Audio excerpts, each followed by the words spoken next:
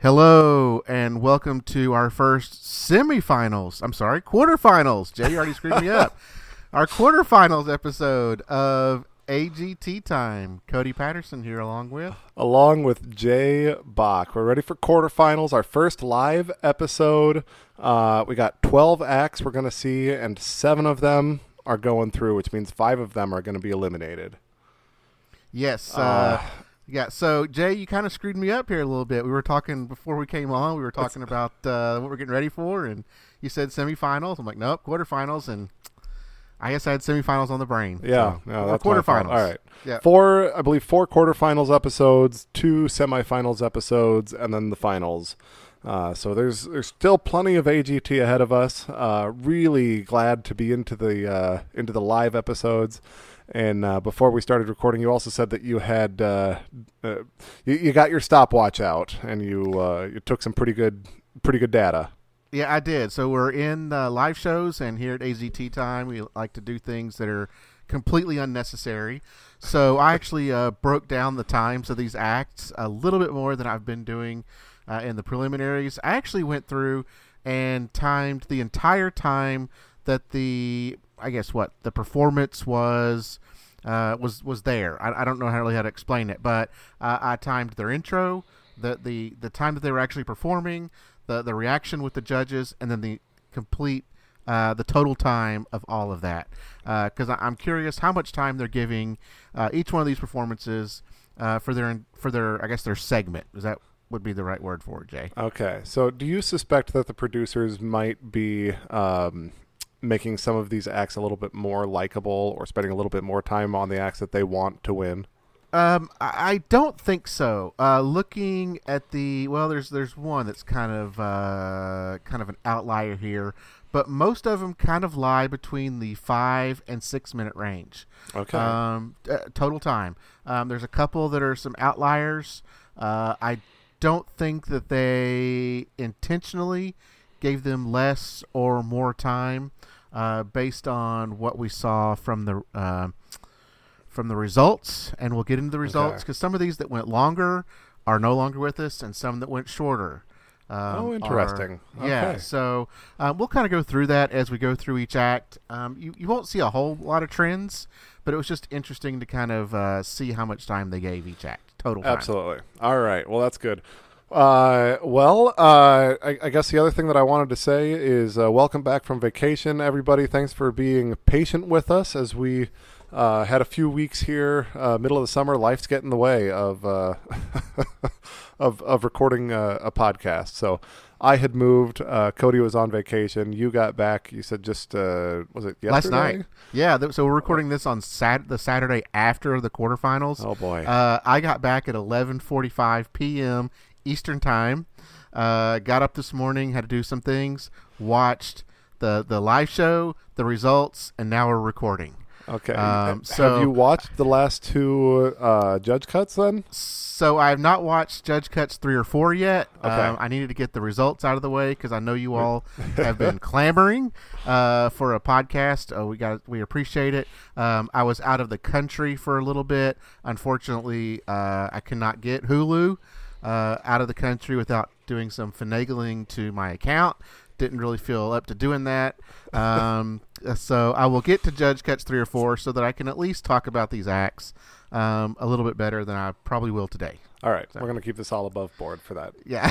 Okay. So there you go. So jumping in, I guess, our first act of the night was G-Force. This is the 5 young ladies. What are they? 10, 11, 12, 13 years old? 10 to 13, yep. Yep. All came out all dressed in blue. They had kind of a like a beauty shop or a nail salon kind of setting. What did you think of G-Force's song? What did you think of their performance this week? So I've always kind of been on board with G-Force. I know Simon has kind of been on board with them. We got some interesting feedback from him on their performance, kind of stepping back from what he has told them before. We found out from Gabrielle. Gabrielle called him out on it. Yeah, she did. Yep, but I enjoy G-Force. They're we keep calling them mini Spice Girls. They did mention that they love pop music. They said that they've been listening to pop music since they were little. Yeah. whatever that's worth. For weeks and weeks. Yeah, so they liked Destiny's Child, Spice Girls. There was a couple other ones in there they named I couldn't catch. But they're cute little girls. They have fun. They got girl power. They sound like Radio Disney or Kids Bop, but I kind of find it fun for their age. I think it's great. Sure, it's fine. Yeah, it's fun enough. I didn't think the dancing was that great, but not really that bad. I didn't think the singing was that great, but not terrible. The song itself, I kind of agree with Simon. I found it a little bit annoying, I guess, at the end of the day. It was something that they wrote themselves, and Simon's comment, he said, I would say is I didn't like the song, and you've got about 2 weeks to have someone write a better song for you if you do go through. So, he was ready for better product, I guess, out of the gate. He said in 2 to 3 years' time, you could have a real shot in the real world. But I think he's dismissing them after this performance. Yeah, I really didn't think that they're quite ready yet. And he mentioned previously that he liked that they did their own songs. He said this time that he wants someone to write a song for them. And I think we'll also talk about someone later on where another judge mentioned that they need to get a writer to kind of up the game a little bit. What they're doing is great, but to kind of go to that next level, they need to get a writer, and that's perfectly fine. It's very normal in the business to do that. So Simon was kind of mentioning that, hey, maybe you need to get someone to write your songs. Gabrielle then called him out and said, didn't you tell them it's, write your own songs? And now you're kind of stepping back on that a little bit. So it's kind of nice to have Gabrielle call him out on that, because typically these judges don't call each other out on those things. So I like that they write their own songs. I think it gives them a little more it gives it a little more impact when they write their own stuff rather than and I think we mentioned that about singers is I'm not a big fan of the singers because all they're doing is covering someone else's song. And when you write your own songs, I think that adds more talent to the competition. It gives what you're trying to do a little more, just a little more, I guess, just a little more rather than trying to sing someone else's song. But you have to be good at it. You have to be a good songwriter for it. I guess so. Yeah, I mean, you do. You're right. You do have to be a good songwriter. I'm not saying that just because you do your own song, it automatically makes it better. That's part of your talent, and if being the songwriter and if your songs aren't good because of that, then that can hurt you. But I always like it when they at least take take that step and try to write their own songs. It shows that they're trying to do something. You do have to be good. I will agree with that. Yeah. But I always appreciate it when they try to write their own songs. I can applaud the effort. Yes. But I didn't care for the song at the end of the day. Okay. Fair enough. Yeah, I would say that Simon's right. They need to have a better song, or just go ahead and cover a song. And you might be further ahead doing something that the audience can sing along with and clap along with, and get some like nostalgia vibes from it instead of trying to produce something brand new yourselves. Did you notice that they did cover some of the dance moves? Like they did the floss, they did one of the Destiny's Child's dance moves. They even did one of the girls even did a tumble, which I thought was really good. A no hands roundhouse or flip cartwheel. Thank you, no hands cartwheel, which I thought was really good. So they're already covering the dance moves. Yeah, maybe it wouldn't hurt. Maybe it wouldn't hurt to cover a song. Yeah, I think I tend to close my eyes when I yawn, so I might have missed it. Okay. Might have missed some of those dance moves. So, Howie says that he's now filled with girl power, which I thought was a little weird, and he even admitted, it's kind of weird to say for a middle-aged guy. Gabrielle said she's been a super fan since they first came out. Julianne says they're redefining girl power.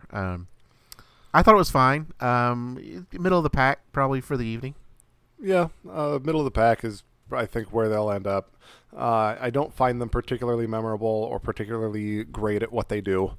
So I don't see them going further this season. I'll say that. I will say they are memorable. I mean, they're little girl powered. singing pop group. I think they are memorable. Every time they come out, I'm like, oh look, G-Force. Oh yeah, yeah. So, so I think they are memorable. They may not be the best in the competition, but they're fun to watch. Okay, all right. Yeah. All right. Second act of the night was Greg Morton. He's our impressionist, the man of 1,000 voices. Did you see his Judge Cuts audition? I have not been able to see his Judge Cuts on. Okay. Wait, was that in which episode was that in? 3 or 4. I don't remember. 3 or 4. Okay, yeah. If he was in 3 or 4, I have not seen anything from 3 or 4. Okay. Yeah, I don't think he had seen it. Yeah. He did. I guess a bunch of movies. Right? Was sort of his. Yeah. Yeah. So he basically just did like a montage of movies, which I was a little lost at initially because in his audition he just did Star Wars, Right. and I think it all kind of mixed together real well. He told a story. He kind of went through all the at least 4, 5, and 6 the Star Wars movies, the good ones. He went through those, and it made sense when he just started rattling off. First off, I loved his Pac-Man suit. That was great. But then he went Lion King. He did Jim Carrey. I actually had to watch it a second time, and I remembered it was The Mask. Right. Yep. Braveheart, Shrek, Guardians of the Galaxy. It was just kind of a montage of different movies. Yes. And he talked in his intro package that he went to movies when he was a kid. He grew up watching movies. He loves going to the movies. So I guess it was just kind of just a bunch of movies. But I was lost because I didn't know how these tied together at all. If there was any theme, or it was just movies. Yeah, I think that's what it was. It was popular lines from movies done in the voices, of the characters. I didn't, he did start with the opening of The Lion King, Yes. that famous song, and then he ends with Arnold Schwarzenegger's "I'll be back," and that is a appropriate beginning and ending. Yes. But I agree with you. The middle was totally just shotguns. It was not any sense to what's coming next. There was no cohesion. No, but what I can say is he has each of these voices just in his pocket, ready to go, one after the other. It is really very impressive how quickly and effortlessly he moves between the voices. But I'm going to agree with you that it's a little bit there's no story, there's no cohesion. We can say the same words over and over here, but he's missing that part of the show, that showmanship part of it. Yeah, because late as he went on, he started getting to like RoboCop and Aliens and Godfather and Rocky. Then I was thinking, okay, were these Oscar movies? These weren't old movies because Guardians of the Galaxy 2 just came out a couple of years ago. So I was trying to figure out, okay, well, what's the theme here? What's the story? What's he trying to relate to? And it wasn't. It was just, like you said, all over the place, just shotgunning. Yep. They were still really good voices. The Braveheart, the donkey in Shrek was great. His Groot was fantastic. And I kind of want to go over some of these to see if they match up with what you had. Okay. So I had Lion King, I had The Mask, I had Braveheart, Shrek, Guardians of the Galaxy 2, Sixth Sense, and then I had Predator. Well, I just wrote down Arnold Schwarzenegger, but I don't remember what his line was. Was it? Okay. Was it Get to the Chopper? Yeah. Go to the chopper. Go to the chopper. That's Predator. Then I had RoboCop. Okay. Yeah, I just wrote robot noises, question mark. Okay. I think that was RoboCop, but again, he just had robot noises. There wasn't he didn't really quote anything from that movie. Yeah. And then he had Game Over, which they mentioned later on was Aliens. That's from Aliens, yep. And then Why So Serious? Is that a Harry Potter? No, I think that's the Joker from Dark Knight. Oh, that's right. Okay. Then we had Godfather and Rocky, Jerry Maguire, and Terminator. Yep. Okay. Well, I think I'll Be Back is actually from Running Man, right? Is it? Okay. Schwarzenegger movie? Okay. I thought maybe originally. Okay. Did he bring out 2 Terminator? He may have. From Running Man? Okay. It's been a long time since I saw Running Man. Yeah. And I think I only saw it once, but I've seen Terminator many times. That's that's where I know the quote from. So, all right. So, yeah, I think he originally did it in Running Man, brought it to Terminator. It became his fantastic. catchphrase. Yeah. All right. Yeah, Howie said, you're the biggest variety show on earth. You're just one man. Gabrielle said, you're pure entertaining. Takes us back to childhood. Julianne was sitting on the edge of her seat, waiting to see where we're going. Simon said, I had a concern whether you would be able to own the stage or not, and you more than owned it. You controlled it. So high praise from the judges. Very accurate, very effortless. He's very good at what he does. Yes. Like we said, give us some cohesion. Tell us a story. Have a conversation with yourself. Do something a little bit better for us on the beginning, middle, and end of your show. Yeah. Now, what did he do for Judge Cuts? It was very similar. Okay. Let me go back to my notes here. Yeah, and also, Jay, I apologize. I didn't get a chance to listen to your fantastic podcast that you did. Oh, it was very, very good. I didn't suck at all. Okay, good. That's great that you were able to get both 3 and 4 all in one episode. So. Yeah, I think I talked a little bit fast because it's as Greg Morton knows, it's kind of hard to talk to just yourself. But yes, let's see. He did Jurassic Park. He did some dinosaur noises. It was a lot of the same. Good Morning Vietnam. Doc from Back to the Future, Buzz Lightyear, E.T., Gremlins, Wizard of Oz, Batman, Snakes on a Plane. Then he did a Gollum voice from Lord of the Rings. So it was, yeah.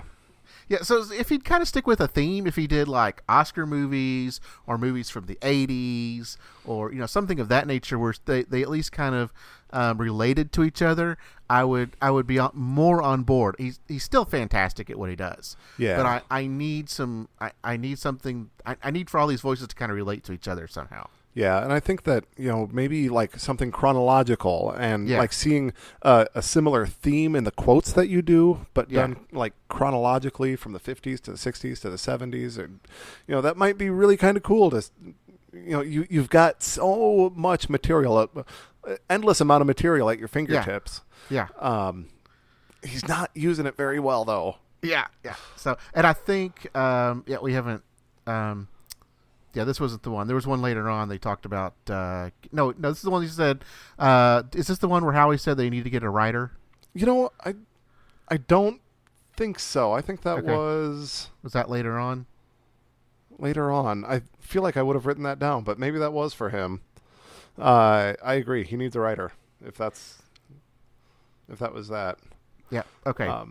I should have wrote that down, but I do remember Howie mentioning that he needs to get a writer, which I think will help kind of bring these things together better. Yep. So, yep. Kind of going back real quick. G-Force, their total time was 5:18. His total time was 6 minutes. Okay. So it's still kind of within. I think those are still pretty close. The act itself, his was 3:09. Theirs was 2:05. But his is probably easier to cut down because if he's long, yes, in practice they could just say, okay, we need for you to kind of remove 2 or 3 voices. Yep. So this one is probably just easier to either shrink or add on to. So yes, very much so. Yeah. Good. Yeah, I enjoyed him very much. I was hoping to see more of him. I think that he can improve his material and be back and be better in the semis if he makes it. Agreed. Yep. All right. Third act of the night was Carmen Carter. This is the professional backup singer who is hoping to make it to the front of the stage. She sang Imagine Dragons. Yeah. Break Believer. Me Down, Build Me Up. Yep. Believer. Yeah, I've heard the song a few times. I don't listen to the radio a whole lot or pop music all that much. This is one that it's sort of in the world. You hear it plenty. But what did you think of Carmen Carter's performance? Well, I liked her package. They were kind of just sitting there showing family photos, kind of talking about when she was a kid. I kind of liked that. They talked about that in the reaction, the judge's reaction, where they didn't just say, hey, woe me, hey, I've had these problems. They kind of just talked about her, which I really liked. And her parents are adorable. Yeah, they are funny. Yeah. But her performance, I thought it was all right. I mean, it's you know, we talk about all the time how what we think of singers. I did like there were live musicians. I always like it when there's live musicians rather than doing it to a track. I think they're doing that more and more, especially in live shows. They're bringing in actual musicians to back her up. It'd be interesting to have an actual like background singer with her. She's a background singer, so it'd be interesting if there was also background singers with her. Of course, yeah. But I unfortunately, I don't think we're not going to see that again. Yeah. I was kind of bored through the song. Yeah. I don't feel like she really owned the stage, as much as even Greg Morton did. So, Howie said, "I'm not sure that it was the best choice." I'm thinking of song. Yeah. Gabrielle said, "You made us all believers. It's unforgettable." Julianne, Gabrielle has such a positive attitude towards things. Yeah, Gabrielle and Julianne, I felt like they were trying to out superlative each other on like this episode. Like they just were trying to find that one thing to say that's gonna make everybody cry, or I don't know. Like I wasn't particularly impressed with those two this episode. But Simon said, "I wasn't sure at the start. Halfway through, you kicked it into a different gear, and then there was the money note at the end." So she did ramp it up. She did find some dynamics, and she has some range. She's very talented. This one didn't do it for me. No, it didn't do anything for me either, but I do think that she's going to be able to be the front of the stage. I don't think she's going to be a backup singer for much longer. Someone's going to see this. Someone's going to recognize her talent and get her an actual act that's her own.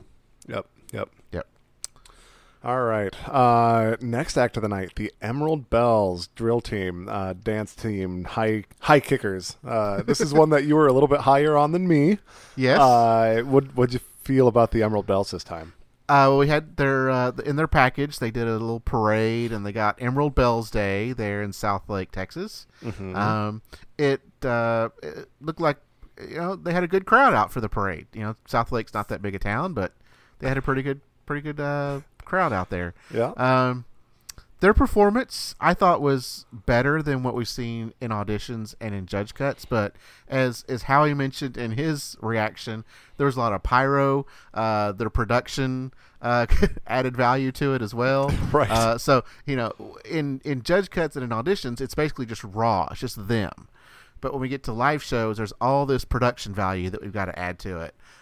So we got to add pyro. We got to add crane shots. We got to add all this other stuff. So that may have added some of it as well. I did think their high kicking was better than what we saw in auditions and in judge cuts. They did some different routines, some different formations, which I thought was really good.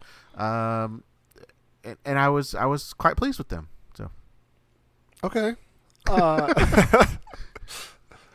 Yes, but yes. No, they here's what I think. As dance troops go, they're probably better than most. But there was nothing about this performance that I found memorable.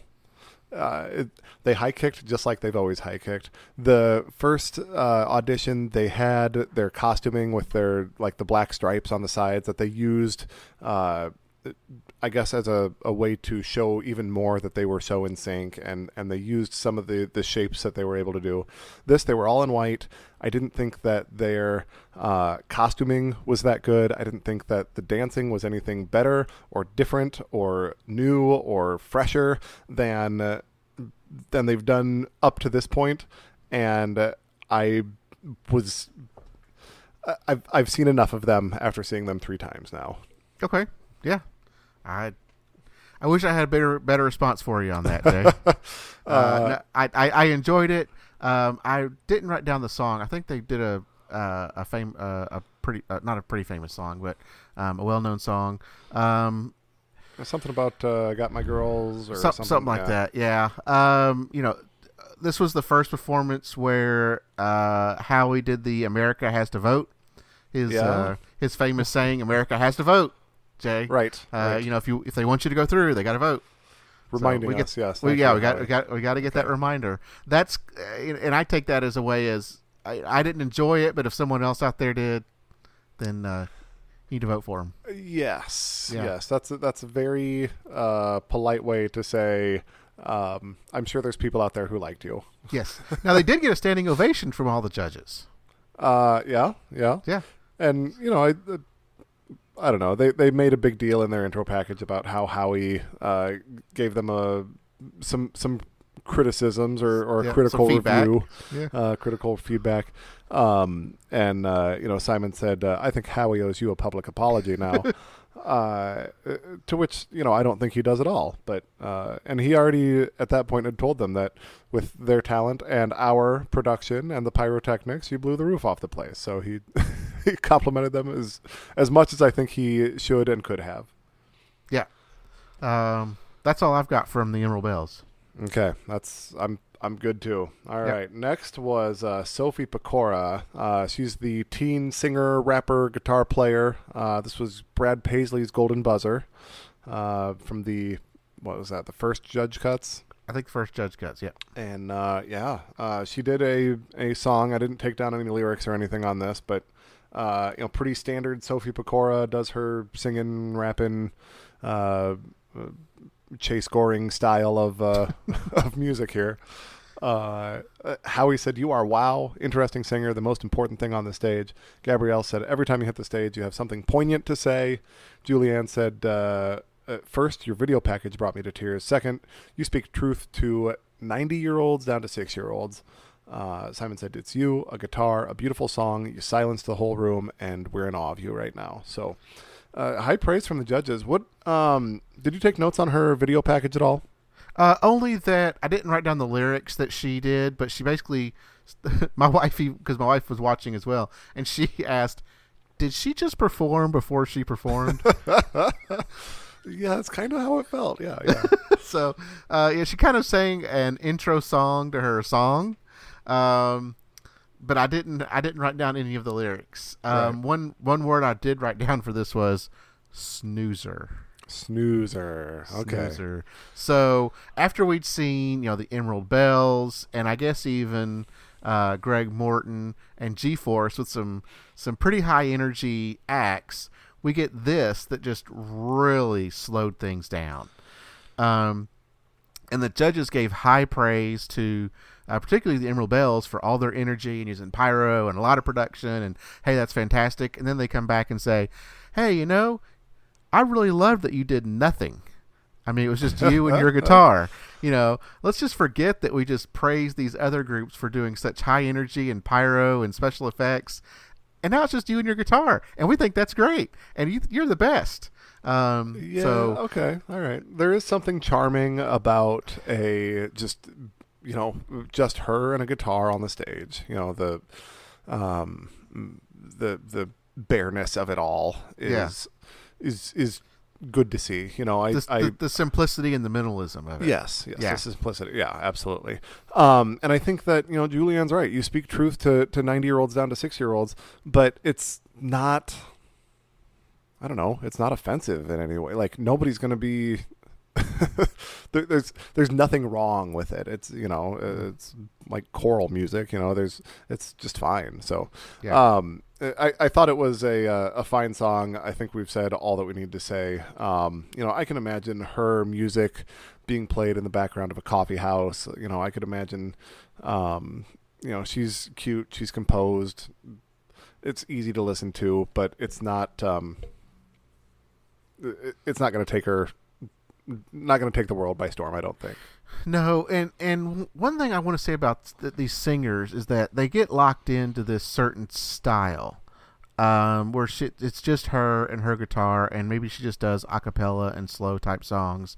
But as the weeks go along, and I want to see them, not tremendously change up what they do, but mix things up. Maybe do something a little more peppy. Maybe add in another instrument. Maybe have someone else on a piano or something on the stage. I want to see them mix it up. I want to see their range. I don't want to see just a guitar and them singing every single week. I want to see all the different things. Because when I go to a show, if I want to go see them perform, I just don't want to see them perform the same song for an hour. Yeah. Yeah. So, And that might add some variety, bringing some instruments in. That's a good idea. So good stuff. All right. The Masaudi brothers. This is the three brothers that do the hand balancing. They sort of take it to that next level by having three of them instead of just the two. then they bring in their dad every now and then. Oh, occasionally you get to see Mr. Masaudi father. So, what'd you have about their intro package? Well, we found out that one of the guy actually messed up his foot, got injured during practice. Yeah, looked like a pretty serious injury as well. Yeah, it might be just a twisting of the ankle, sprain of the ankle maybe. He was wearing a boot, walking boot, it looked like. But during his performance, I didn't see the boot. Yeah, during the performance, it didn't seem to hinder them at all, actually. So. You don't think so? You didn't. You didn't notice when they were. I guess when they were doing their little tower, and the injured brother was the one in the middle, horizontal. Right. And then the brother that was on top was, I guess, was pushing down on his ankles with his hands. Was doing a handstand on the middle guy's ankles. You didn't see how much pain that guy was in? I saw that he was using his core strength to hold himself horizontal while he was okay. It looked like he was in a tremendous amount of pain. I would also be in a tremendous amount of pain if I were put in that position. I guess so. Fair enough. Yeah, that is true. But so there's, we don't know. They were preparing for the live show. We don't know how long ago that was that he got the injury. We don't know if it was last week or 6 weeks ago. So if he's recovered by now, then that would be a different story. If he's still injured, it would have been interesting to kind of see the boot. Yeah, the judge cuts were weeks and weeks ago, if not months ago. Yeah. So they certainly had some amount of time to heal. I would guess, based on the performance I saw, I would say that he's had plenty of time to get really close to 100% if he's not there. He was walking on it without seeing a limp or anything. No, I agreed. As a performer, do you think that maybe he should have still had the cast on or appeared to limp his way onto stage or anything? I think it would have probably been interesting to kind of see, if you want the sympathy vote, then yes. Right. Yeah. But I think they even mentioned in the package that our father taught us to fight through these injuries. Yeah. If you're hurting, it was almost tough. Do the performance anyway. Put a smile on your face and let's go. Yeah, as they say, the show must go on. So, I mean, as long as a bone wasn't sticking out the side of his leg, it didn't look like he really had to, other than his other brother pushing down on his ankle. It didn't really look like he used it much, other than just walking around on the stage. Right. Okay. So if it was the tail end of his injury, maybe the doctor cleared him and said, if for this 5.5 minutes that you're on the stage, maybe you'll be fine. Good drop. All right. Yeah. So they did basically three moves, three set positions. The first one, the bass brother was sitting in a chair position. The second brother was using his thighs, his shoulders against his thighs, facing away from him, to be up vertical. And then the third brother had his hands on the forearms of the first brother, also sort of standing vertically. So they balanced themselves up that way. The second one, so the bass, the first brother, he's blindfolded. He puts his hands on two hand grips, two platforms. The second brother puts a hand on the back of his neck and balances upside down. And then the third one, the bass, the first brother, he's flat on his back. He's got his arms and legs up. This is what I would call the dead dog position. And this is where the second brother, the backs of his knees are on the first brother's feet, and then they're wrist to wrist. So he's horizontal above him.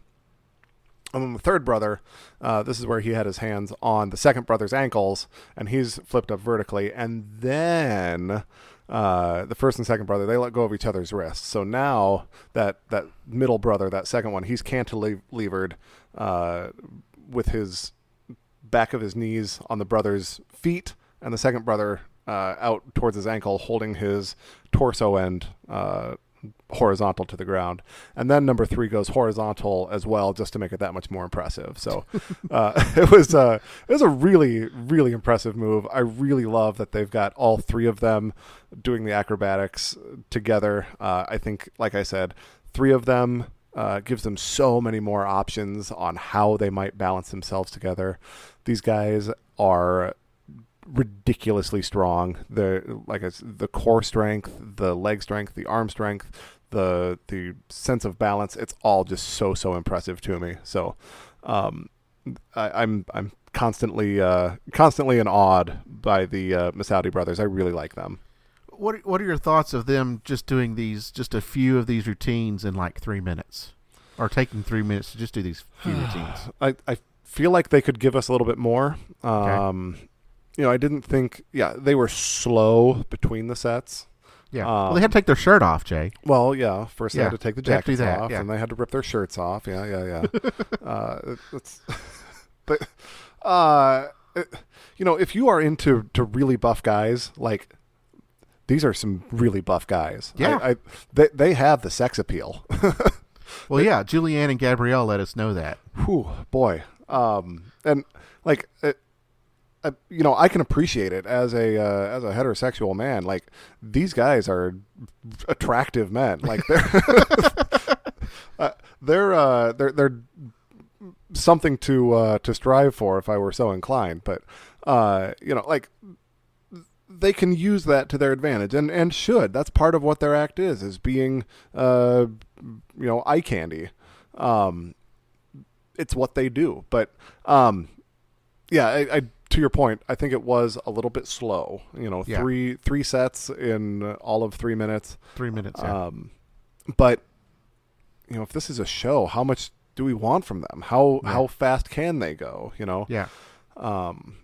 If they were street performers or something, I'd imagine that they would kind of talk us through what they're going to do. Maybe there would be some joking, or a little bit more interacting with the audience, rather than just like, we're going to come up, we're going to do our set, we're going to take off the jackets, we're going to set up this way, we're going to rip our shirts off, we're going to set up that way and take a bow, and we're off the stage. Yeah. Is this an hour show?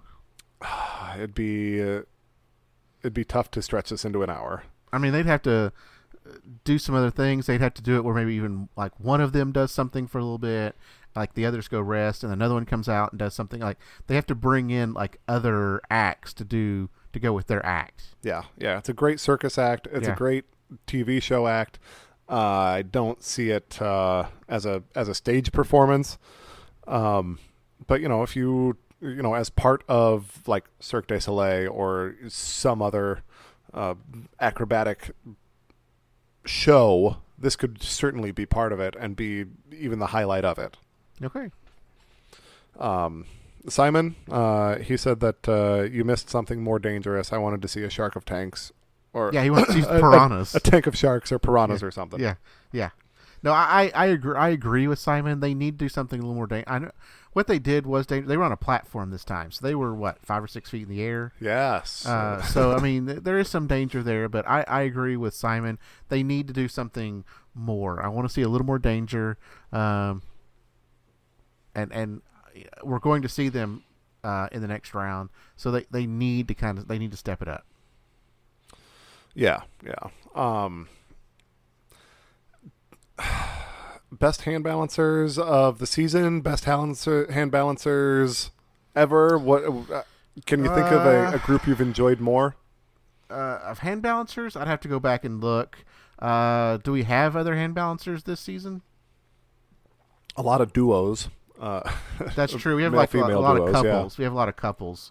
I think these are the most recognizable hand balancers and strength group of the season. Let's see. Was it? I'd have to go back and kind of look at. Off the top of my head, I would say that these are yes, the best of the season, possibly the best of all time. It might just be recency bias sneaking in, but I think these guys are really, really good at what they do.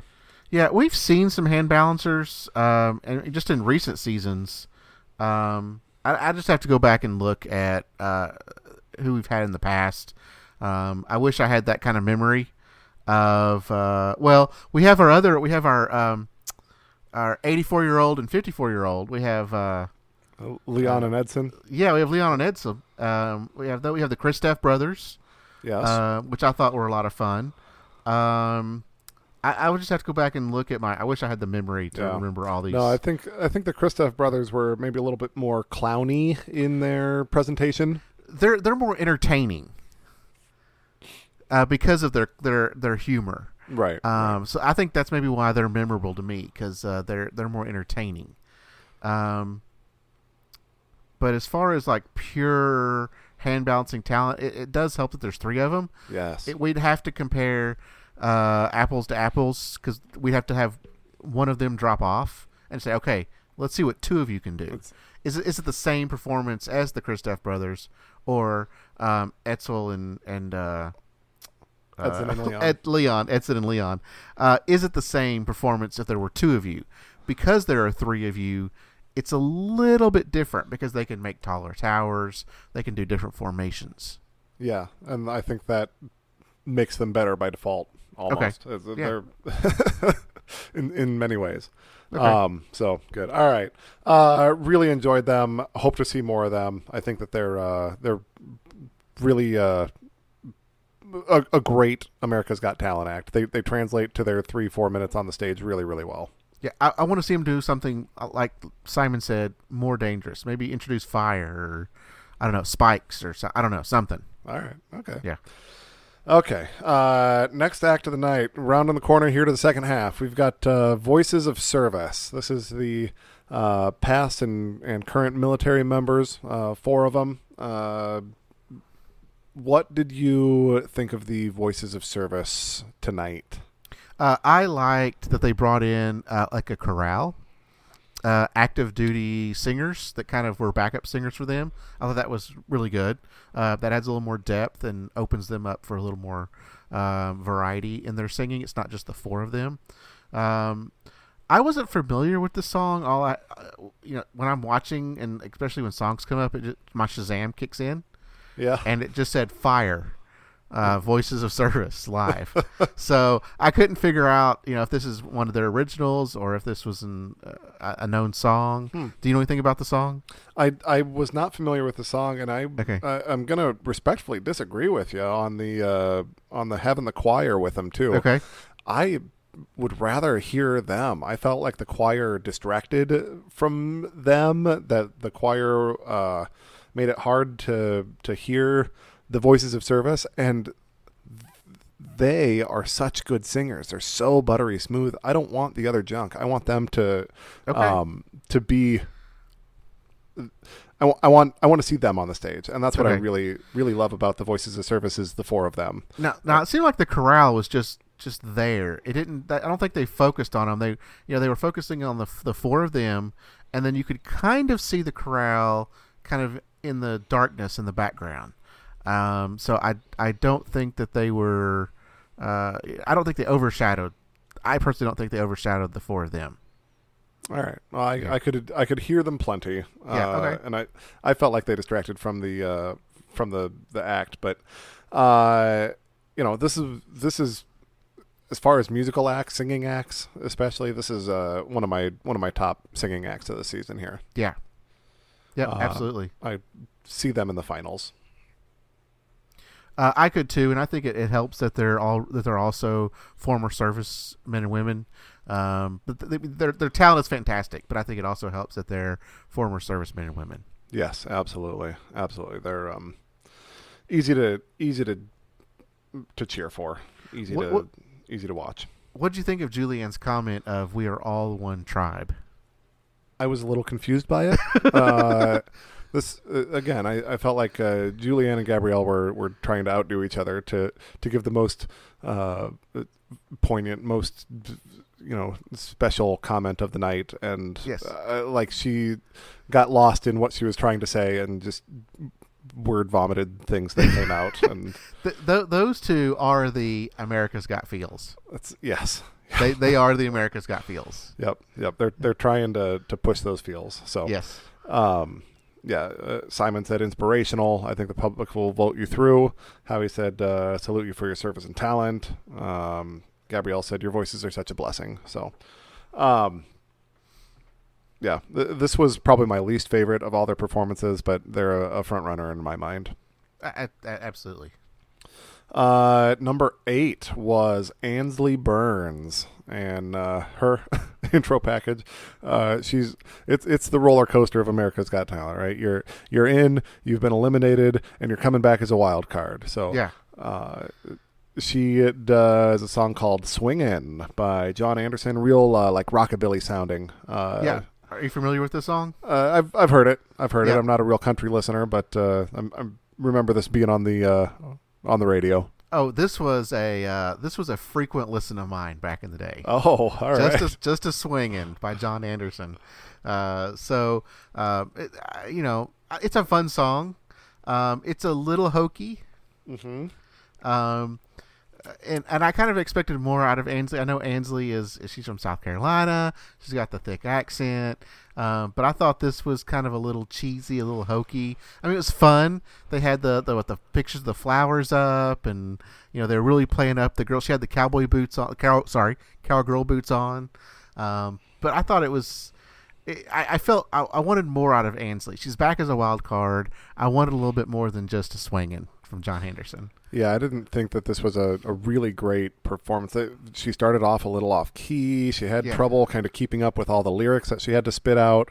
Not her best performance overall, but every time, she is so adorable. Like, yes, she's just cute as could be. Like the little, country pigtails and the boots and that southern accent, like just as cute as could be. So darn cute. I didn't think the singing was great for this particular performance. Judges, how he said, I'm thrilled you're here. You make the world smile. Julianne said, never stop believing. All those moments create the person you'll become. Simon said, I didn't love the song, but I heard at the end that you are a great singer. So it took her a little bit to kind of find her groove. And I agree with Simon. It didn't start great. There were moments of really being in the zone, but all in all, it was not her best. Yeah. So they covered in the package that she got stopped in auditions, she got stopped in judge cuts, right? And then I was waiting for Simon to kind of stop her on this song as well, because I'm like, just "Swingin'" by John Anderson. I'm like, do you have something else? It's like, yeah. Do you have a second song? It's a crowd pleaser. Like this, This is a total like karaoke song, right? It is. Like, yeah, you could enjoy this in a karaoke bar and have a fine time doing this song, but just not really. I didn't think that this was a top tier performance. Right. Now we didn't get any reactions from Gabrielle. They kind of they did the Oscar music right. Right, before Gabrielle could give her reaction. Well, how much time did they give her entire package then? Her whole thing was 4:08. So not she that was long. she was actually much less than everybody else. So I'm not sure what was going on there. I don't know if they were long from the other. Did they go straight into her from Voices of Service, or was there may have been a commercial break? There was a commercial there or not. Yeah. But yeah, she was 4:08. Her package 110. She only sang for 1:30, and the reactions 1:26. Oh wow! Oh geez. So I'm not sure what was going on there. And then they cut off. They cut off early, so Gabrielle didn't even get to do her reaction. Wow. Yeah, they moved right through it. That was a surprisingly short performance for her. Like the entire package, I guess. Yeah, maybe they just she's just a wild card. We'll just get through this and move on to the other stuff. Yeah, maybe. So. Okay, so next act then, Alex Dowis. I would say that he was probably on stage for a little bit longer then, especially with his intro package and everything. He was, and there's another one that was actually on much longer. Okay, so. How long was Alex? 6:24 total. Okay. So his intro 116, he was on stage 340, and then 127 for reactions. Okay. So Alex Dowis was the next act, of course. He's from Prague, and in his package we learn all about how he came to America, was introduced to like spray paint, street art. Then he was introduced to theater, and I think that he really, you can see that theater background in what he does with his painting with light. And I'm not sure what to call his act. Is it like electronic street art or? Yeah, I mean we've had sand artists. I think he's just a light artist.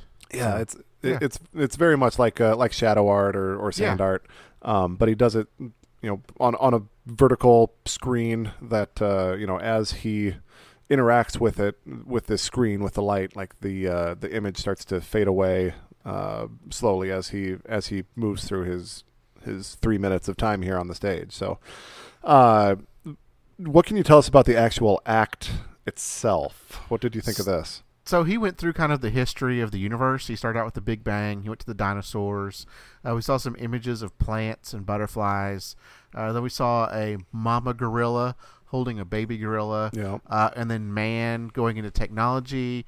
Someone walking down the street holding a cell phone. They had put the little Wi-Fi symbols up, satellite symbols, and then we had two people like shaking hands. I thought this was great. Yeah, and it like I know I kind of put you in a hard spot there because trying to put this act into words is really, really difficult. It really is. I mean, I can just give you just the actual thing of what I saw, but to get the full experience, it's got to be seen because we've never seen anyone do this type of art. We've seen several sand artists, but we've never seen anyone do this type of art before. And he tells stories. He tells really good stories in 3.5 minutes. Yeah, he really does. One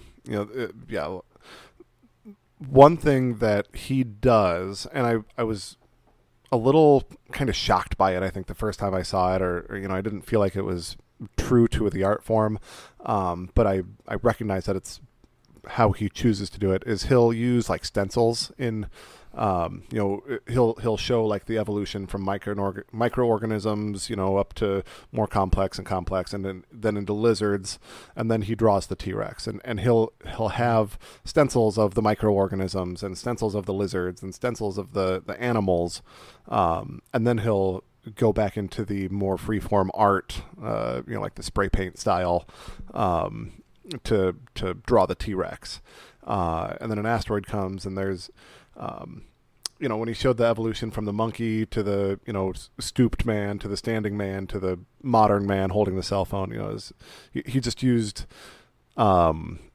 stencils to show that evolution instead of drawing each of those parts, which like comparing it to a sand artist never uses stencils in their production of their sand art. But he has that as a tool. He uses it as a tool, and I think he actually uses it pretty well to progress his story along at an appropriate speed. Agreed. It's just I didn't go back and see. We didn't see him in auditions, and I was trying to remember what he did in judge cuts to just tell these fantastic stories. He's going in front of the screen, he's going behind the screen. And then, like you said, the way the light just kind of fades away and kind of then gives him a new canvas. In sand art, they'll wipe it away to start fresh. But this is he can continuously draw because the canvas itself refreshes after 30 seconds or so. And his first act, it was the going to the moon. Okay. The eagle has landed. Neil Armstrong's one small step for man. Like he does that act the first time. Happened to coincide with the 50-year anniversary of landing on the moon. That's right. Yeah, that's right. Again, he's a fantastic act. He's really, really fun to watch. I'm sorry that we only have seen one of his auditions instead of both, because I think that it makes him a little bit starting behind the 8 ball a little bit. Yeah. Agreed. Now, Howie said, "How do you show the history of the world in 2 minutes?" Well, it was actually 3.5, but whatever, Howie. Gabrielle said the history of time. Simon, I didn't get goosebumps this time. He said it didn't hit him like it did the last time. Yeah. I disagree. I love it. Yeah, I loved it. I'm not sure it was the same impact that the moon landing was, but I still liked it. I still really, really liked it. Yeah. Educational, aspirational, inspirational. It was a great act. Do you prefer a sand artist or a light artist? Yes.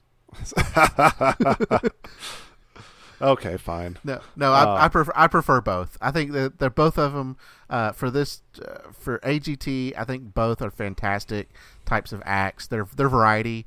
When we get Ksenia Simonova and Joe Castillo. Yep. When we get those type of ones, well, except when Ksenia goes like 9 minutes on her performance. Oh boy! Yeah. So when we get to see these both of them, and I think there were others, but those are the two that are sticking in my head, and Alex, then I could see them, the three of them back to back, and enjoy all of them. Yeah. I think the thing that he does so well that we, or at least I have commented about other acts, he's such a great storyteller. He really does move his story along. He moves the production along. It's not just a scatter shot of oh, here's something I can draw. Oh, here's something I can draw. Oh, I drew that. It's an evolution of the story as he tells it, as the soundtrack tells it. He's keeping up with it. It's really great stuff. And one of the things these artists do really well is that you see the transition from one into another, and then it's like, boom, there's the image right there. I mean, it's just like they're just doing kind of just random shapes, and right. It's not really anything, but then boom, a dinosaur, boom, shaking hands. Yeah. It's just like it just pops on the screen all of a sudden. It's like, oh wow, that's what that is. Yeah, he'll spend 15, 20 seconds putting something together, and then boom, it's just there. Yeah, he has a way of like drawing it from the inside out, and once now there's the outline, and I see what it is. Yes, okay, yeah, and it really is that sort of that wow factor that he gets to do over and over. Very good observation. Yep. 10th act of the night. Moving on to Luke Islam. He's our young Broadway singer. What is he? 12, 13 years old. Something like that. Does a song called You Will Be Found from the musical Dear Evan Hansen. Are you familiar with the song or the musical at all? I have never heard of either one. Okay. Me too. I'll raise my hand on that. He does great. What'd you think of the performance? I thought it was fine. I mean, it was Broadway. Not being familiar with the song, and I was looking up to see what he did before, but not being familiar with the song, it didn't really impact me. I want to hear a song I'm familiar with. Yeah. If you're going to cover a song that we all know. But he's kind of fun. He still reminds me of Manny from Modern Family. Okay. And I asked my wife that. I was like, "Is it like Manny from Modern Family?" She's like, "Yeah, a little bit." So his love for Broadway is fantastic. He said most kids would want to go to Disneyland. Well, I want to go to a Broadway show. Yep. So I think that's a lot of fun. He was real excited that Sarah Bareilles tweeted his performance. Yeah. So that's a big thing. Yes. Rubbing elbows with the stars. There you go. So he's saying, "How far I'll go." She used to be mine from Waitress. So he's saying the Sarah Bareilles. I mean, that was a Sarah Bareilles thing. That's why. Right. It was Sarah. It was her song. Yep. Yeah. So anyway, go ahead.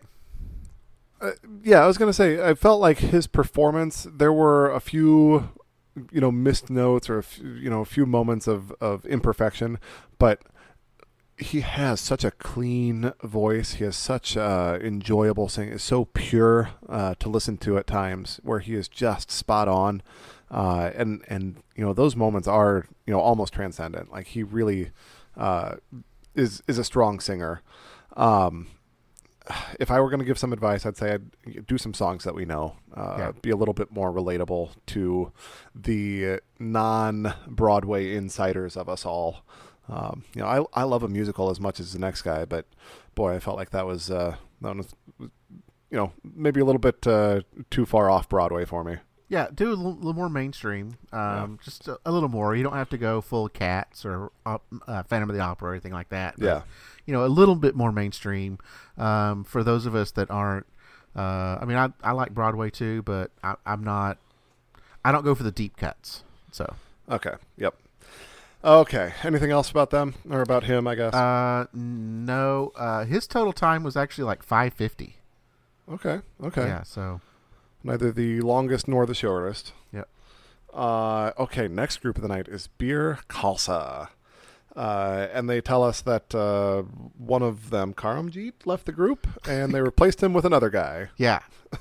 Yeah, I'd be interested to know what happened to Karamjeet. Yeah. What happened there?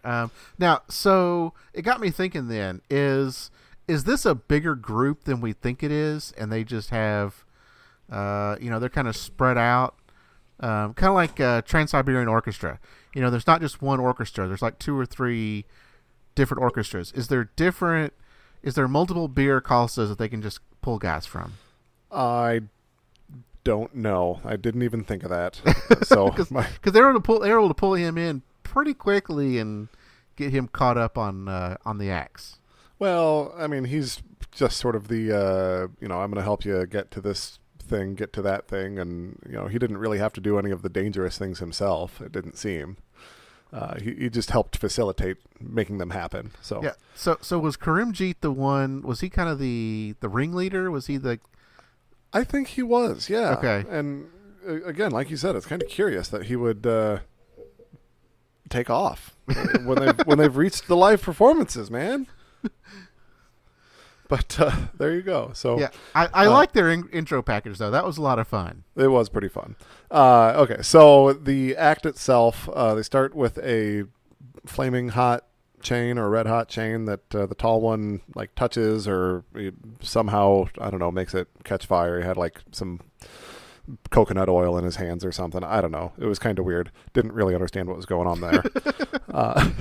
But then they take the salt, they pour that over one man's eyes, they blindfold him, and he takes a electric chainsaw, and so our tall guy, he's laying on his back, or I guess he's got his head elevated, to a cucumber that he's holding in his mouth. So a tall guy's got a cucumber vertically in his mouth, and with the chainsaw he chops the tip off of it, blindfolded, and then he slices vertically down the cucumber all the way down to within, I don't know, half an inch of the end of the cucumber, real close to this guy's teeth. Totally crazy. And then he comes back and he slices it horizontal, so the 2 vertical pieces fall off, and he's just within a breath's away from his nose. Like, it's just so close. Seems so ridiculously dangerous. Yeah, the steady hands you have to have for that. Yeah, and I have to believe he's blindfolded. I don't really know the trick. We heard the third man, sort of yelling occasionally, or maybe giving some sort of direction from off to the side. But this is just so ridiculously dangerous. So hard to watch. And then they put a block of ice on this tallest one's chest, and still blindfolded the man. He chops the ice with a sword, 4 or 5 times. And then still blindfolded, he takes this really scary looking sledgehammer and he smashes the watermelons around the other 2, kind of like their first one with the coconuts. But yeah, I started wondering if they were starting to repeat their acts. Well, they have a thing that they do, and it might be kind of a narrow focus that they have, or what they can do. But boy, the thing that they do really, really well. Oh yeah, these guys are a lot of fun, and they're very they have good personality. The guys themselves are just fun. They're fun to talk to. When the judges talk to them in auditions and in judge cuts, they seem to have good personality. The tall guy. My wife even mentioned that she loves how they wear tennis shoes. Yeah. So they're wearing these costumes, these matching costumes, and they have tennis shoes on. That's a lot of fun. And then the stuff is just so dangerous. At the end, didn't they take a spear and like spear one of the melons above the tall guy's head? Yes. Yeah. And they for the show, because it is a performance, he's got the tip of the spear just right between his eyes. Yeah. And then he lifts it and he smashes the spear into the watermelon that's, 4 or 6 inches above where the point of the spear had been pointing. Yeah. So it makes for a very exciting act. Absolutely. I would love to see more of it. Yeah. Howie said, "This is everything I love about the show. Crazy, lovable, relatable." Gabrielle said, I did not think you could find ways to up the danger and the wow factor, but you knocked it out of the park." Julianne said, "I have chills. That was unbelievable." Simon said, "We always try to give advice, and my advice is this would sell a lot of chainsaws on QVC." Yeah. What if they combine their act with the Massaudi brothers? Now we're talking. Yep. Okay.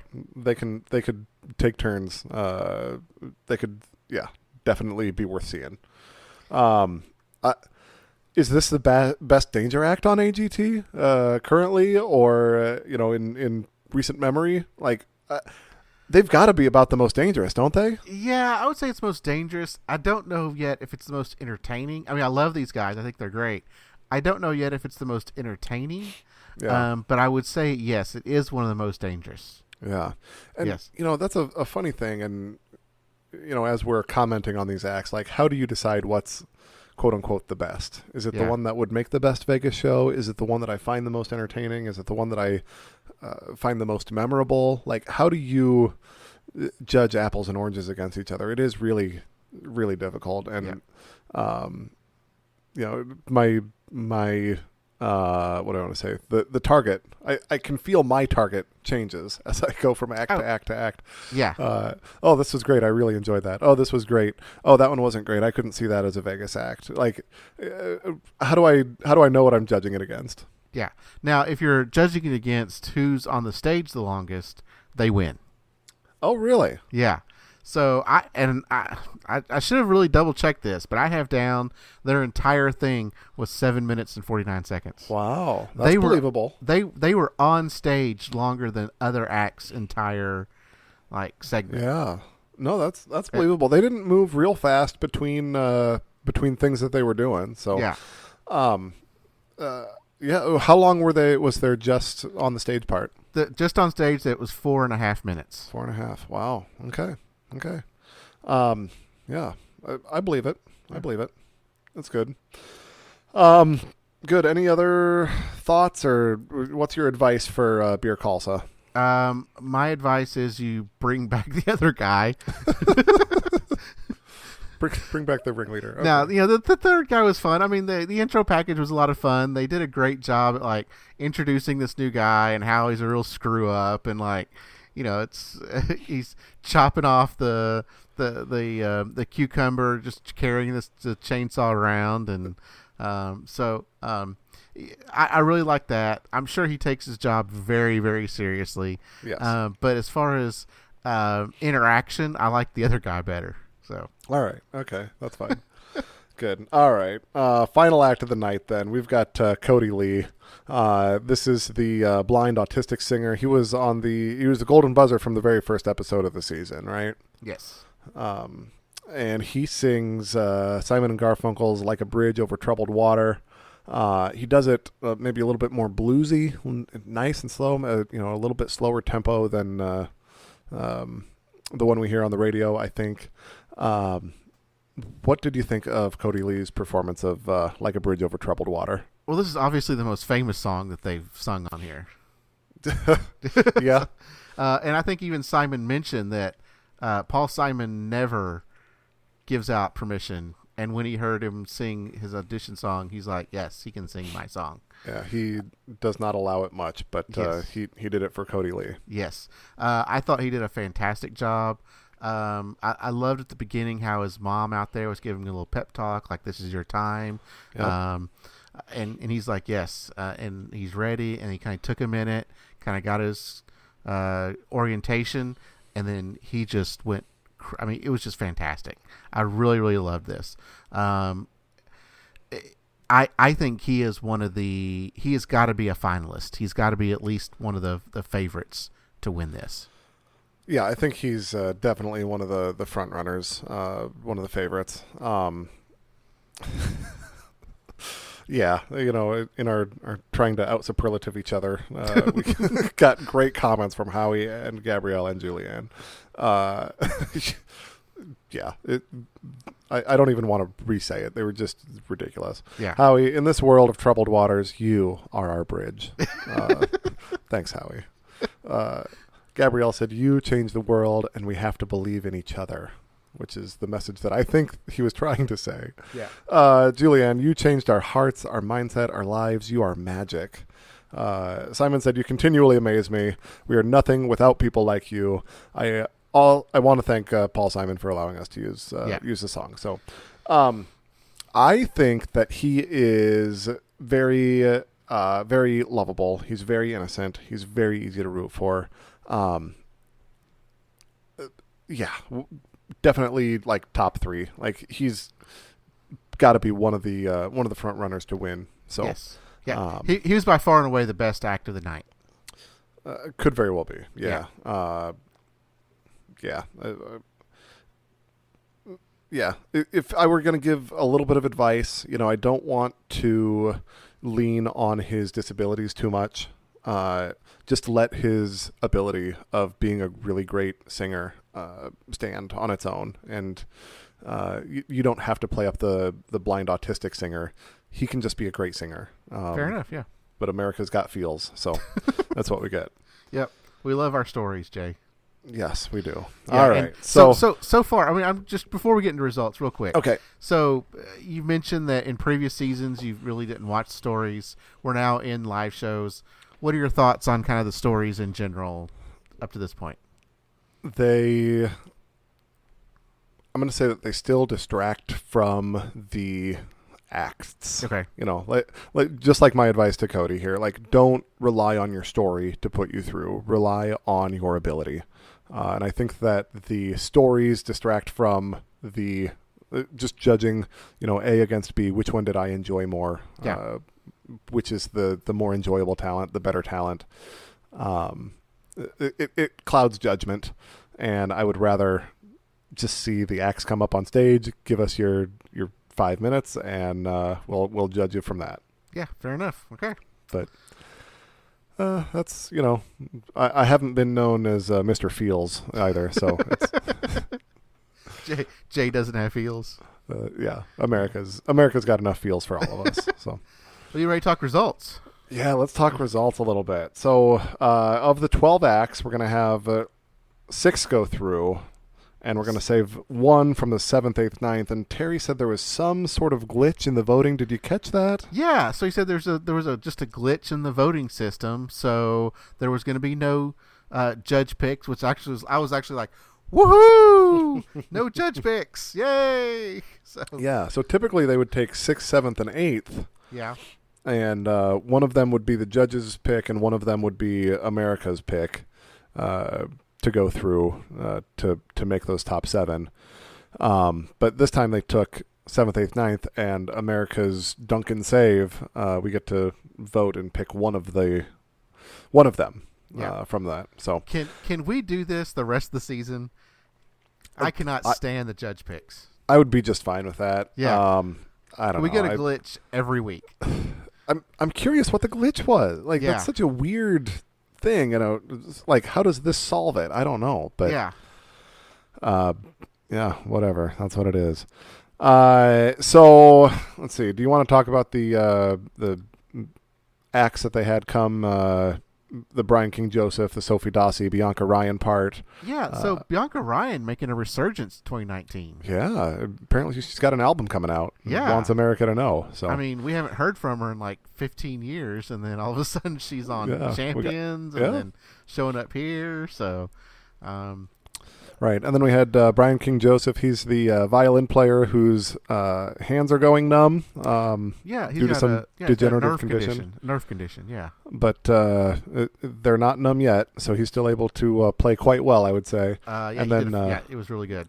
Sophie Dossi did her hoop routine up above the stage while they sang and played. So yeah, I would like to have seen more of Sophie Dossi. She just kind of hung out on her little ring up there. They didn't give her much, and they also didn't give her a flaming arrow to shoot with her feet. So no, I wanted to see more of Sophie Dossi.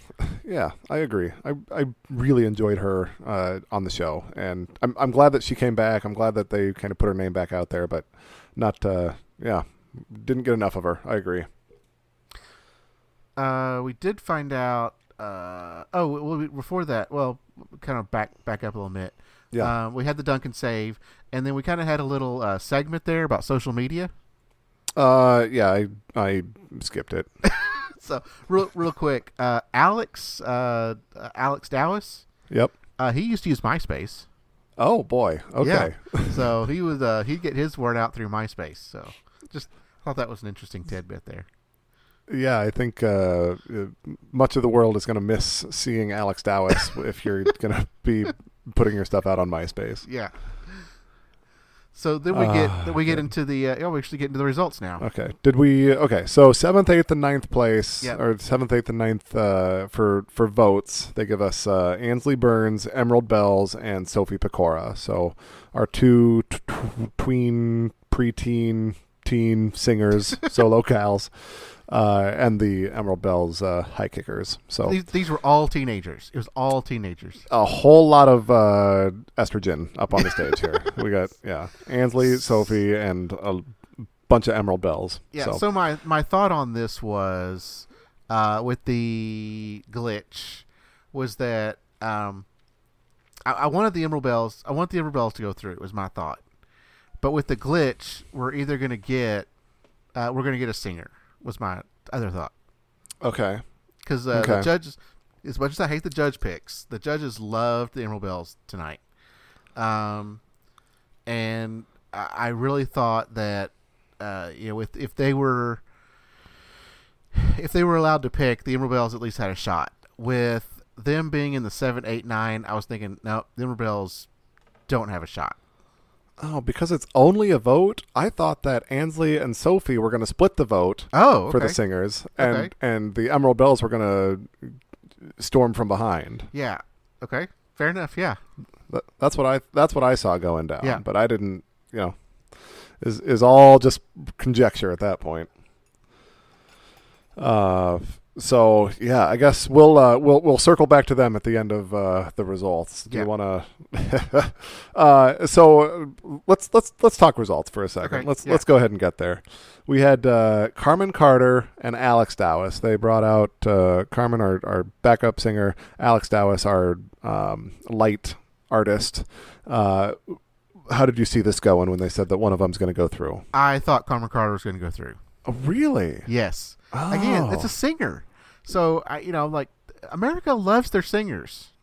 Yeah. I thought Alex Dowis was the far better performer of the two. Oh, I agree.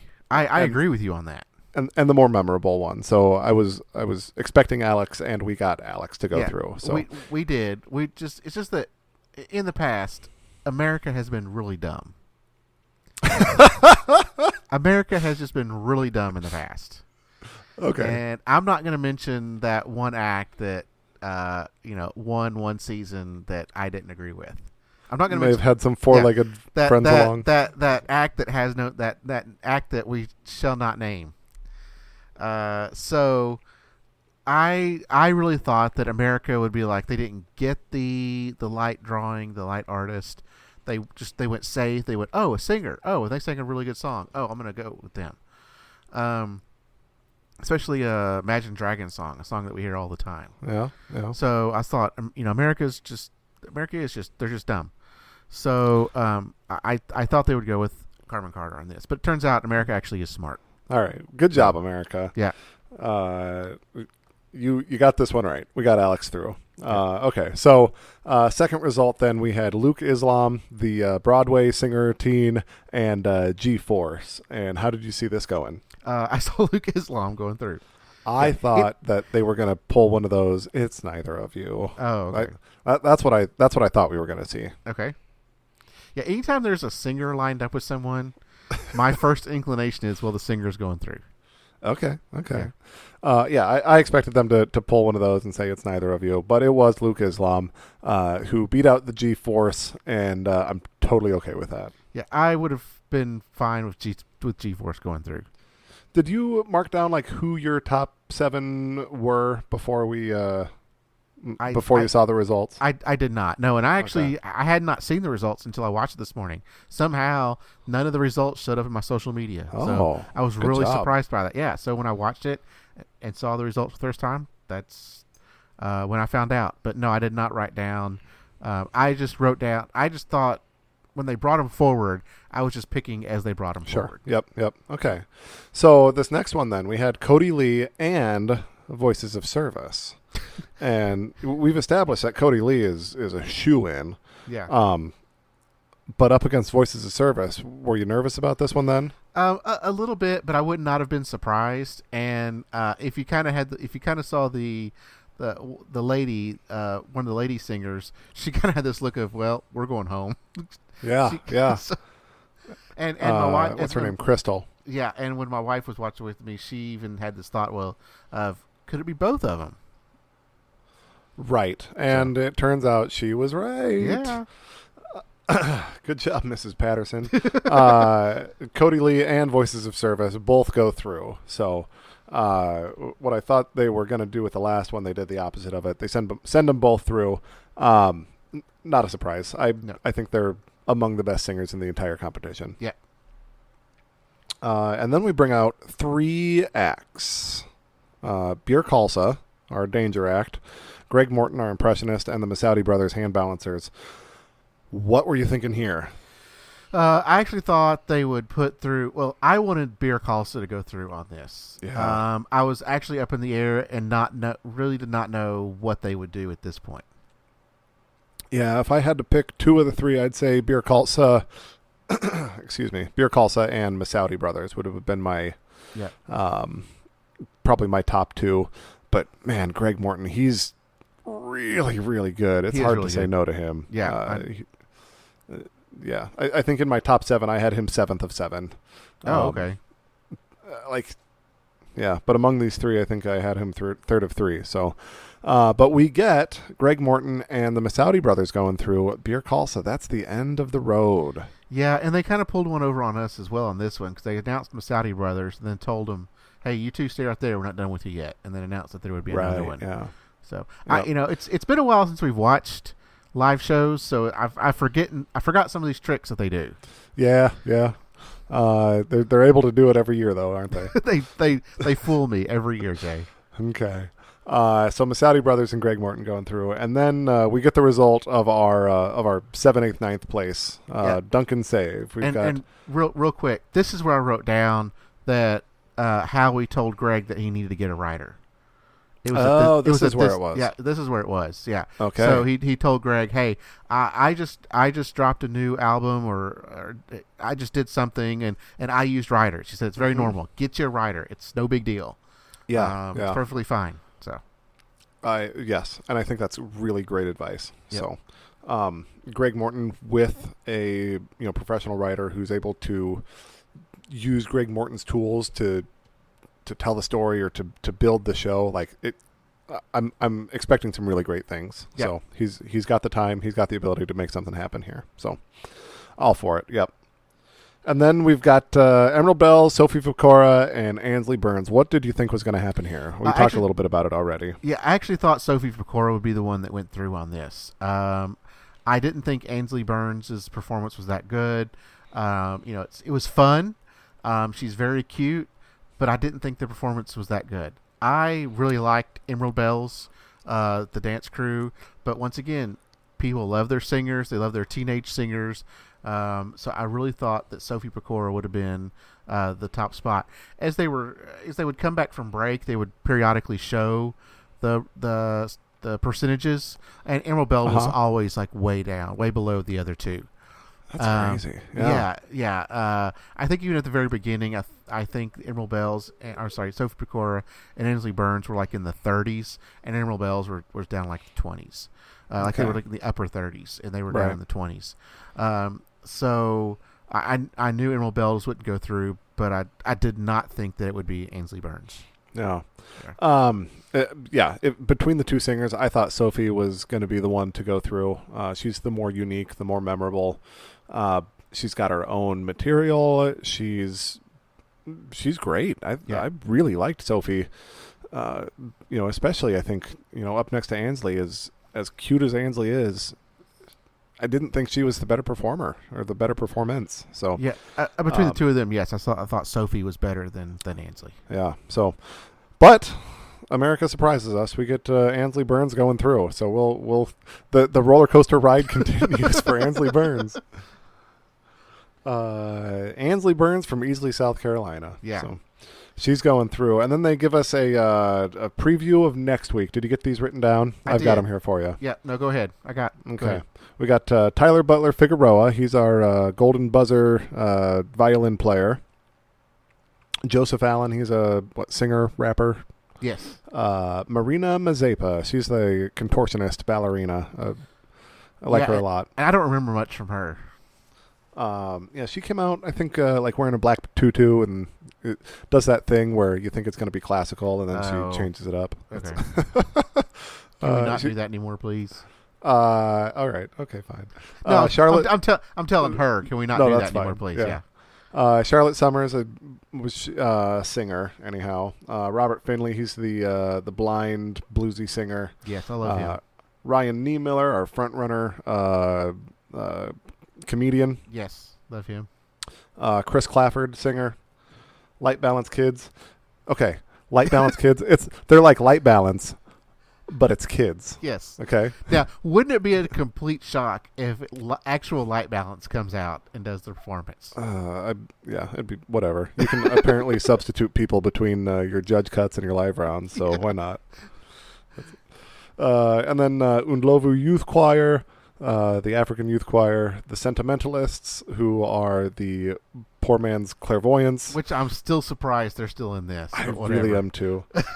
We've got the Unbeatable Dance Team, who's I think the best dance team of the season. Yes. Gotta be front runners among dancing teams anyhow. And then Nick and Lindsay, the opera sideshow knife throwing with feet duo. Yeah, and I like them too. So who's your let's see, if you had to pick 3 or 4, who would you say is going through? Well, it's kind of tough on some things. 3 or 4 that are going through. I'd say The Unbeatable is a shoe-in to go through. I would say the Youth Choir is probably going to go through. I hope Ryan Niemiller comes out and just blows us away. It's tough with comedians. It's very, very hard to know Pretty what subjective, what the comedians are going to do. I don't remember anything from Charlotte Summers or Marina Mazepa. I think your main ones that are going to go through The Unbeatable, the Youth Choir, and probably Light Balance Kids. Okay. The ones that I want to go through, I guess I've got. I guess it's all the non-singers is what I've had. You need to go back and watch Marina her judge cuts round. I think she did a really fantastic job. Okay. It was there's even some storytelling in it, you might say, kind of a Matrix feel to it. So yeah, I will be sure to get caught up on my judge cuts before next week's episode. So I think you'll enjoy her. I had Marina, Ryan Niemiller, our comedian, The Unbeatable, and Nick and Lindsay. So that's who I had as my kind of top few that I'm looking out for. The rest are going to have to fight out for a place in my heart for the top 7. Well, that's feels, Jay. We'll see what they give us. All right. Anything else we should say before we sign off for this one? I don't think so. I think we've just about covered it. Good first live show, Jay. Good job. Yeah, good to be kind of back together here, talking at you guys. You're all welcome for not sucking again, and we'll talk in another week as we prepare to put out our second live episode. Yep. You know what we forgot to do though? We forgot to take care of business. Oh, nobody ever listens to that anyhow. So we got to make sure people can get in touch with us. You never know.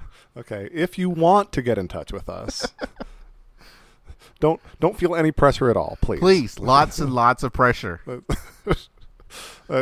Trying to apply pressure has gotten us nowhere. So, no, you can reach out to us on Twitter. It's AGT Time, or I'm at One Man Bander, and you're at Cody L. Patterson. Facebook, we're AGTcast or agtcast@gmail.com. There you go. Rate, review, subscribe. Yeah, all that stuff. So, first quarterfinals in the books, Jay. Done. It's in the books. All right. Yes. We'll circle back after after another episode. Yep. And we should be on our normal schedule, barring anything catastrophic happening. I don't have any more vacations planned before the end of the season. School starts here, and I'm actually, I don't know that I've told you this or anybody else, but I'm actually, since our move, I'm going to go back and get a diploma or a certificate to be a funeral director. So this is a very different world for me. I've got classes coming up this semester into into the winter, through next spring. So if I find myself hurried, it's because I'm taking some classes and I need to be serious about a new job and a new career ahead of me. So that's what's going on in my life. I'm pretty excited for a change, but it's very different than the world of freight sales, what I have been doing. So that's where I'm at. Well, we all wish you good luck on that, Jay. So yeah, no, thank you. And again, just for recording purposes, if I find myself in a hurry or if my schedule doesn't work out for one reason or another, that's what would be going on behind the scenes with me. Yep. Okay. Well, that's all we got for this week, Jay. Awesome. All right. Have a great week, everybody. Yep. See y'all later. Bye.